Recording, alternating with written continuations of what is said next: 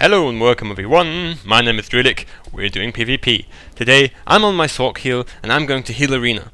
So this Sork heal got buffed a bit in the last patch 2.10, so I kind of picked him up recently again, you know, because now I kind of think he's more viable than he was before, and this is not going to be in my regular arena series. I'm going to commentate throughout this whole game because, you know, we're just having a bit of fun, just not our usual setup, just scooping up who's there. Enemies did the same, so it's not too interesting in that regard. So, you know, just having a little bit of fun right here, just playing a little, and yeah, just see how it goes. You know, it's incredible if you have got like melee enemies and your Sork heal, how much can happen. So just looking for them right there, but the Force Storm should find them right there. Yeah, no stealth openers to be had.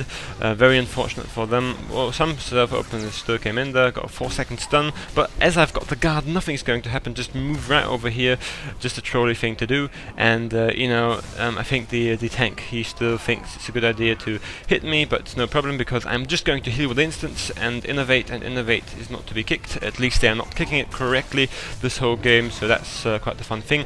Revivification goes down, the healing circle, very strong thing. If you've got that down, you're not going to get bursted anytime soon. So again, everybody is full. Now they're going to focus the assassin quite a bit. I don't think I say that we need a guard switch right there, you know, but they just continue to damage him while I just kind of heal him right there. Now I put the enemy healer in the whirlwind right there so that we can get some damage going, and yeah, he had to break that at the last 4 seconds. A very bad break right there from him, and again the assassin still gets kind of focused, and he needs to get the guard there, and he got it. Very nice. Again, revivification comes down, and I just kind of tank and face tank all the damage. Now I'm getting the guard. The enemy damage dealer dies, and I just used my self heal, and you know, no problem to be had in this whole round. Again, just shielding all the damage off. Very nicely done right here by my two damage dealers, just killing them quite easily and quite fast, you know, without too much hassle. Again, just putting a nice healing circle down, healing up, and just getting some of my force back right there. Again, you know, just now I'm just all into dealing some damage onto the healer, so this whole thing goes a bit faster. So again, as you could see, it's always a very nice thing to do as a Sork heal or Sage heal to shield your tank, because this is damage which is going to come in anyway, you know. And on the other hand, you can just shield people who are getting focused, because it's kind of an instant 6k heal, because they are going to continue to focus him anyway, even though if he got the shield. So you kind of get a very cost-effective 6k heal with the shield if you shield enemies that are getting focused. So again, a bit easier than in PvE. It is in PvP to use the Sork bubble or the Sork shield, because, you know, the people are going to continue to deal damage, so it's not going to just run out. So, you know, very big fan of the Sork shield in arena. You know, you can kind of buff somebody above 30k HP. You know, they're kind of about 37k, and that's very difficult to burst all of that HP. So very good and very effective against these hard switch combos where you just kind of CC people with the AoE CC and then just burst somebody, because you've got the revivification down, the healing circle, and the shields on the people, so that they can't easily burst somebody, even though if you're CC'd, you're still healing. But that being said, it's quite nice. And again, we're on to this whole game right here. Again, just re-shielding everybody before the fight may start, so that we kind of have a head start, and this is where they come in. Now, two melees getting right in there, and I just kick them away. Always a very nice thing to deny the opener. Now they're doing heavy damage, but I'm not going to break this because everything's fine. I know that the tank is a bit low, so, you know, just again healing him a bit up, and the innovate should come in shortly. Yes, that's why it comes in. Now shielding myself again, using very nice abilities right here, just running away, and this is where the revivification should come in quite soon, so that that the effective healing should be going. Yeah, that's where the revivification comes in. Unfortunately, I wasn't able to get my hot going before that, so it would be more effective. They're still onto me, still pressuring me, still kind of trying, you know. It's funny. Now, I did drop quite low there because the tank decided to jump away. Very funny thing to do, and just damage the healer. Now, this was kind of a bait right there. Very funny thing, I dropped quite low, so I had to use the med pack, but that kind of baited the enemy, because the healer stopped healing and put the explosive probe onto me, so that they kind of could deal some damage, but didn't work out, unfortunately. Somebody of their damage dealers died right there. So again, you know, just healing up everybody who's left right there.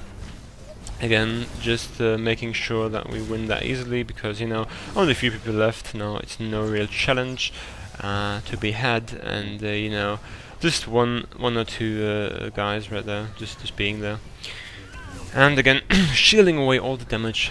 And I'm actually going to put a second game right behind this one, because this was so short, so we can have some more fun with Sage Healers in the arena. So. They wasted the rotworms. And we're into the second game. This game is on Makep Misa Arena, and we are playing against two Marauders, and they are doing tons of damage. Again, the fear not, the other assassin is a tank, so they still have a guard, but it's a hybrid tank. So again, this is quite a difficult game right here, because they it's not exactly difficult, it's just difficult to heal. Now again, both Marauders jumping onto me, just kicking them right away so they don't deal any more funny business right there.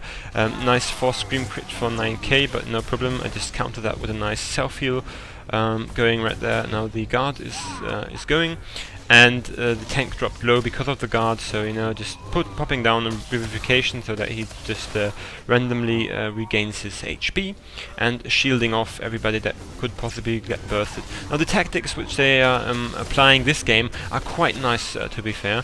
They always wait for the switch and then they come back to me, so that I drop quite low. So this situation is not a real problem, because I could easily heal myself, because I've got all the cooldowns going. But if they do that a couple of times, and they will actually be able to kill me, you know, because it's all about the guard switch and how fast the guard switch comes into there. So the guard is still on me, they're not interrupting my heal, which is very nice of them.